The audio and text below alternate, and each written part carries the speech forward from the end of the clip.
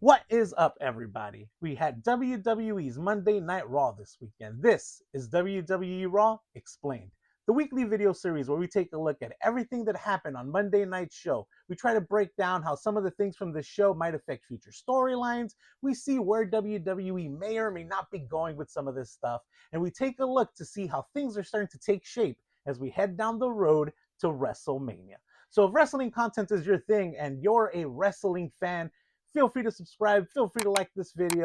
Come check out some more of my content. We post a lot on this channel, and I'd love for you to just take a look. So let's get into it. As far as I'm concerned, there was two big things that happened on tonight's show that are worth talking about a little bit more. Not to say that that's all we're going to talk about, but I think the two most important things from tonight's show was we had a division that was Bronson Reed, Logan Paul, and Austin Theory versus LA Knight and the Usos on a 3-on-3 match. We had the Masked Man strike again. Also, not to deviate too far from here, but is this turning into Logan Paul's stable? I always get that word messed up. But is this turning into Logan Paul's faction? Because I do not like that.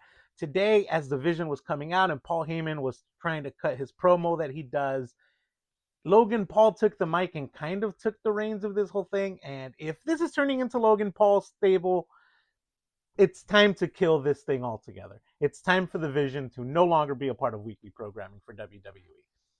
That's my take on this whole thing. But at the end of this match, after the Vision got the win and Bronson Reed did a tsunami on Jimmy Uso, Jimmy Uso took the pin and the Vision did win this match. We had the Masked Man strike again. So Logan Paul went to the announce desk. I honestly did think that this was super creative for a way for them to do this again. But Logan Paul went to the announce desk. He took one probably Michael Cole's mic. He took his headpiece, he put it on, he started talking to the audience, basically talking about how the Vision was it and they were the top faction in the WWE and no one stood a chance. And as he was doing that, leaning over the announce desk, we get the Masked Man run up on the announce desk, boom, stomp on the desk. Everyone chases him away again, and we still don't know who this is. So that was very creative. I like the way that he made his appearance again.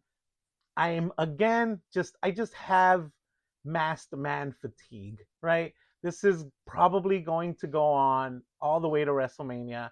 I just don't know if it has legs, especially now that the Vision keeps getting smaller and smaller and smaller. Now that Braun Breaker is gone, what's the deal with this Masked Man? What's the point of this Masked Man? I don't know if I liked actually, but Corey Graves made a point on commentary to say that the Masked Man is the reason that the Vision is falling apart, right? That the reason that Braun Breaker got injured while working out was because his mind was on other things like the Masked Man. So he wasn't able to concentrate on the workout. I don't know how I feel about this. I get what they're trying to do here, trying to put a lot more importance in this Masked Man, but especially now that Braun Breaker is gone from TV, that he's gone indefinitely, he will need major surgery. Does this Masked Man have legs? That is my question to you. Is this even worth it at this point? My vote is no. After this whole thing went on, Adam Pearce was then in the back and dealing with Vision stuff again, dealing with Paul Heyman. Essentially, Paul Heyman wanted Bronson Reed to be in the chamber match without having to qualify. Adam Pearce is like, he can be in the chamber match as long as he wins his qualification match next week. So Bronson Reed's going to have a qualification match next week. I honestly don't remember who it's against. That's not important right now. Then after that whole thing was said and done, Adam Pearce kind of went off camera. He went to where the Vision was off camera, and there was a weird box package thing, crate package thing waiting for him. The package said open 12/28, or I'm sorry, 2/28/26, which is the date of the Elimination Chamber. That is the 28th of February. So we're getting some sort of reveal for the 28th of February. I don't know what's in this box. Feel free to speculate in the comments, but fingers crossed that it's the gobbledygooker. We did have two qualifying matches for the Elimination Chamber here tonight. The first one being the Women's Elimination Chamber qualifier, which was between Asuka, Bayley, and Natty. That match was won by Asuka. She made Bayley tap out, actually, which just furthers the point for me. What the hell is WWE doing with Bayley? Bayley just can't catch a break. She doesn't really have a real storyline here with WWE. A few weeks back, her and Lyra had this interview segment like during the commercial break on WWE where they talked about how they were going after the tag team championships. That never panned out to anything. She then had a similar segment talking about how she was going to win the Elimination Chamber qualifier matches and then she was going to go on to win the Chamber. That's obviously not happening either. So she missed WrestleMania last year after she was written out so that Becky Lynch could come back and take her spot in that tag team match. So I just don't know. I don't know what WWE's plans are for Bayley. Bayley deserves better than what she's currently getting. I honestly don't know if it's time for her to maybe leave and go to AEW or something else. I know that that's like the easy thing to say that wrestlers should do when their story and their writing just isn't there. But yeah, Bayley deserves a lot better than this, and WWE just doesn't seem to have her in mind anymore, right? In a lot of these storylines, she can fit in. She can definitely. There's a void for babyface main event contenders on SmackDown. Bayley would absolutely fill that void and have her challenge Jade Cargill for her title, right? Like Jade Jade Cargill doesn't have any babyface contenders, right? She just beat honestly the person that has been her greatest challenge up to this point. I mean, considered this is her first title defense up to this point. But in Jordan Grace, I thought that that was going to be a longer feud for Jade, and ended up honestly being not necessarily a squash, but an easy win for Jade. So I don't think that that's going to be long term story. I don't know. I don't know. I feel like Bayley could fit perfectly into that scene, and WWE just doesn't see her as that. She's obviously not a part of the main event scene on Raw either. She's not even a part of the mid card scene on Raw. So it's again, Bayley would fit perfectly challenging for Julia's US title. Julia does not have many contenders for her title. Bayley would fit perfectly there, but WWE just isn't giving her the respect that she deserves, and that's a huge bummer. But yeah, Asuka won that match. She's going on to the Elimination Chamber. She then later had a segment backstage.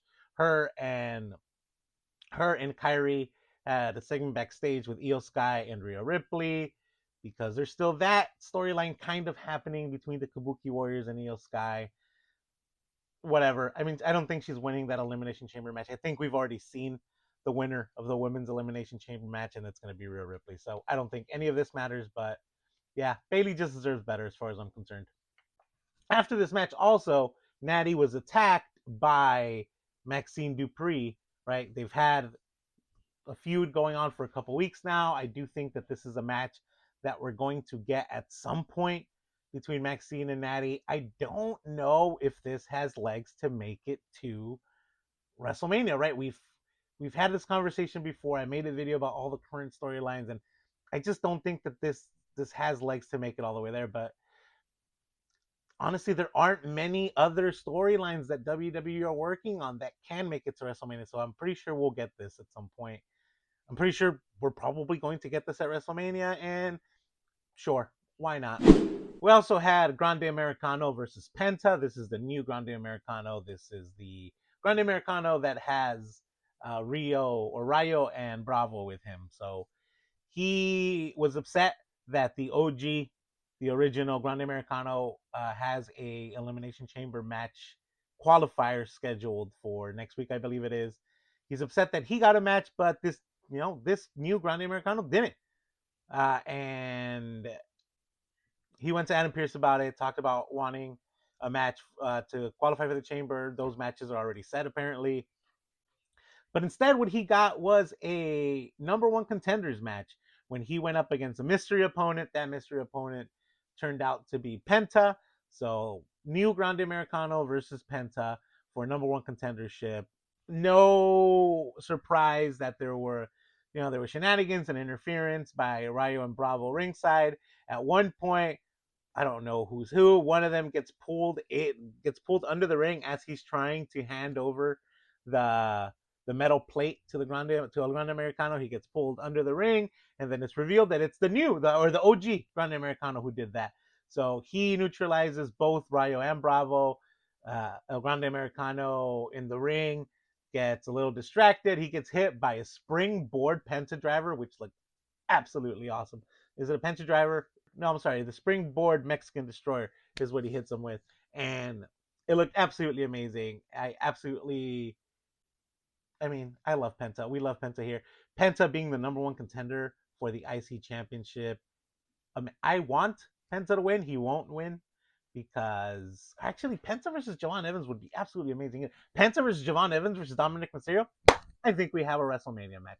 Something's gonna happen here where Penta, gets interfered and doesn't win, um, and doesn't beat Dominic Mysterio due to some sort of shenanigans by the Judgment Day, and then Javon Evans is also going to claim his title shot, and I think that that's going to be our WrestleMania match now for the IC Championship: Penta versus Dominic Mysterio versus Javon Evans.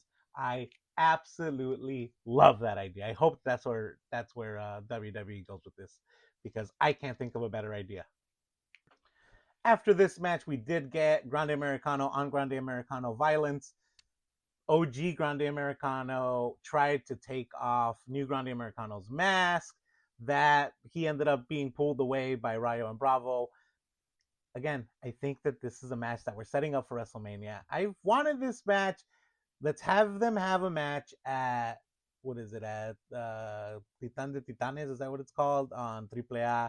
And then let's have them have the grudge match here on a random Raw, and then let's have the rubber match after their one-on-one. Let's have that be at WrestleMania. I think if they work it between AAA and WWE, this story does have legs to make it all the way to WrestleMania. This story does have what it takes to be a WrestleMania story. So I think that that's what we're gonna get. Ultimately, it'll be a mask versus mask match at WrestleMania, and let the best Grande Americano win.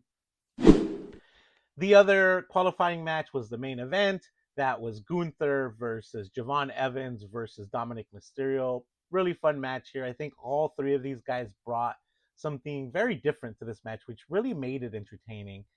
Gunther was attacked by Dragon Lee. I'm starting to really like the idea of this being a WrestleMania match. I don't think that Dragon Lee has listen, if Dragon Lee beats Gunther at WrestleMania, after Gunther made John Cena tap out, after Gunther made AJ Styles pass out, then Dragon Lee is the most baby faces of baby faces in this side of Babyfaceville, because if he can get through Gunther after these guys didn't, I think that they need to strap a rocket to Dragon Lee and just push him, have him beat Roman Reigns at the next year's WrestleMania, because I don't think it's happening. But it's an entertaining feud. I like the idea that like he's coming to the defense of his tag team partner. Next week we are getting an AJ Styles tribute show, I guess, since he retired. I'm pretty sure we're going to get another interruption by Gunther. I'm pretty sure we'll get another segment between Dragon Lee and Gunther. Why not? I like I said, I'm really coming on board with this match. I want this match to be a WrestleMania match at this point. It'll be entertaining, but Gunther 1000% has to win that match. Javon Evans did end up winning this match.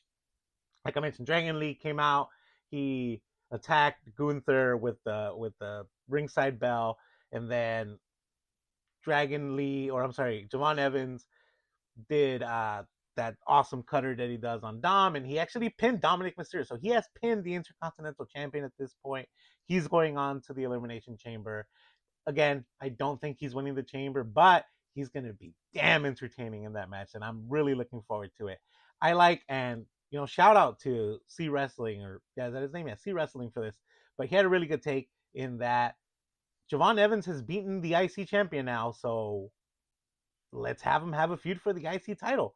I think that after the Elimination Chamber happens, if he comes back and talks about how he pinned Dominic Mysterio, something that no one has done since John Cena did it, I think that, yeah, I think it justifies him going for the IC title.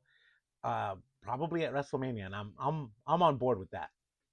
Those were all the matches that happened here tonight, but there were some interesting segments, notably Stephanie Vaquer and Liv Morgan. Liv Morgan was doing an interview with Michael Cole. She was then interrupted by Stephanie Vaquer. Essentially, Stephanie Vaquer said that she had to fight for everything that she has, that she was born in Chile, a place without wrestling, and she still prevailed, right? She still managed to become this mega star, to become the best of the best when it comes to women's wrestling. And she did it in a place that doesn't even do wrestling. She did it out of Chile. She fought in Mexico. She fought in Japan. She's now in WWE. And Liv Morgan has been handed everything to her entire life. And what has she done with it? She's paired up with Dom and created or become part of the Judgment Day. And now she is absolutely nothing, and she is wasting potential, and she is wasting everything that she's given. This hit some sort of tender spot with Liv, because after this, throughout the whole night, she was seen crying in the back with the Judgment Day. Her and Raquel took her aside, and she took her out to basically to lighten lighten her mood up, to make her happy again. I don't know what that meant, but yeah, I we're definitely getting Liv Morgan versus Stephanie Vaquer at WrestleMania, and I have zero problems with that. We also got a segment between CM Punk and Finn Balor here, right? Where CM Punk came out talking about how he has this match scheduled with Roman Reigns for WrestleMania. Everybody's telling him he shouldn't have taken this match against Finn Balor. And of course, when you mention a wrestler that many times, they have to interrupt you. So Finn Balor comes out. He's accompanied by Dominic Mysterio and JD McDonough. They both were in the ring cutting promos on each other. CM Punk kind of stepped out of the ring, was on the apron. Finn Balor's like, you don't need to worry about it. We're not here to attack you, which turned out to be true. There was even a part where JD McDonough kind of stepped to try to attack CM Punk, and he was held back by Finn Balor. So I don't know what this means for Finn Balor's character. I don't know where WWE is going with this. Is there any chance that Finn Balor will beat CM Punk for this title at the Elimination Chamber? No, there is no chance. And if Finn Balor does win this match, I don't know what WWE is doing, because CM Punk versus Roman Reigns is their money match. So, yeah, I don't think that there's any chance that Finn Balor wins this match, but it'll be entertaining, and maybe we'll see some sort of character development for Finn Balor, which is probably best case scenario for him. We got Obafemi in the back with Adam Pearce. We saw him last week with Nick Aldis, where Nick Aldis offered him a contract to come to SmackDown. Obafemi said he wasn't sure, so Nick Aldis did the same thing here. He offered him a contract to join the Monday Night Raw roster. He's still not sure. As he was leaving, however, he kind of bumped into Rusev, and I absolutely want to see that match again. Let's have Obafemi not lose for a year or two. So I'm sorry, Rusev, but if you have that match, you're gonna have to lose. That doesn't mean I don't want to watch it. That doesn't mean that Rusev can't give him some sort of fight. But yeah, ultimately, whoever Obafemi faces in 2027 at least, Obafemi needs to win those matches. We got the last segment that I want to talk about today is we got a segment in the ring between AJ Lee and Becky Lynch. AJ Lee came out talking about how she wants to face all of these great women that WWE has on their roster. Talked about how she returned because when she left, all the women had to fight about was the Divas title, and she loved the Divas title. But now look at everything that has become of the women's division in WWE. But she can't move on until this problem she has with Becky Lynch is done and settled with. And then, of course, she was interrupted by Becky Lynch. They teased the fight between them two, even AJ Lee even putting her hands behind her back, telling Becky to take the first swing. To take the first swing. Becky didn't. She blamed it on if she hurt AJ Lee, then AJ Lee would blame this for why Becky beat her at the chamber. So she's gonna wait to get this done at the chamber. I don't know. I feel like this needs to be a WrestleMania match. I feel like they need to have some sort of either Hell in a Cell or no holds barred match at WrestleMania. But if AJ Lee beats Becky Lynch, I don't think we get that. So Becky Lynch needs to somehow retain. maybe she gets disqualified, or she just gets counted out, or something, cheats to win kind of thing. Because I don't think that this feud will be over after this match at the Chamber. I do think that we'll get some sort of final match in this feud at WrestleMania. So maybe I'm wrong. Let me know in the comments if you think I'm wrong. Let me know in the comments if you think that this is a one and done in terms of singles matches between these two. But especially considering this is AJ Lee's first singles match in over a decade, I don't think that there's anything wrong with having her lose to Becky and then just being like, I just need one more shot at this title, and then having that be a WrestleMania match. And what a great WrestleMania moment for her. So I feel like that's how WWE should book this, but we'll see. We'll see where it goes. But this was a very entertaining segment. I'm looking forward to this match. I'm looking forward to what the future brings for both of these two in future matches. So I'm in. I'm all in. There you have it. That's everything that happened tonight on Monday Night Raw. Um, Entertaining show for sure. We had that first segment with the Judgment Day, or I'm sorry, with the Vision was really interesting because I don't know where they're going with them now that Braun Breaker's gone, and we got that Masked Man again, and I just don't see the point of this anymore. The whole thing with the box. Let me know what you guys think is in the box. A lot of people are thinking it's Chris Jericho. That'd be interesting. A lot of people are thinking it's the Gobbledygooper. I'm thinking it's the Gobbledygooper. So we'll see. Let me know in the comments who you think is in the box. The box will make an appearance at Friday Night SmackDown this week because Adam Pearce refused the package and told the guy that delivered it to take it to SmackDown so Nick Aldis can deal with it. So open date is 2/28/26. It's February 28th for some reason. And for some reason, they refuse to open it before then just because it says the date on the box. So we'll see. Anyway, though, since you made it this far, make sure to drop a like, make sure to comment, make sure to subscribe, do all the things. Come check out my other videos on this channel. There's a lot of really fun stuff here for you. And I really wish that you could come and be a part of it. You already like wrestling. You're here because you like wrestling. So why not just come by every day to see what's new? Anyway, though, as always, until next time, have a nice day.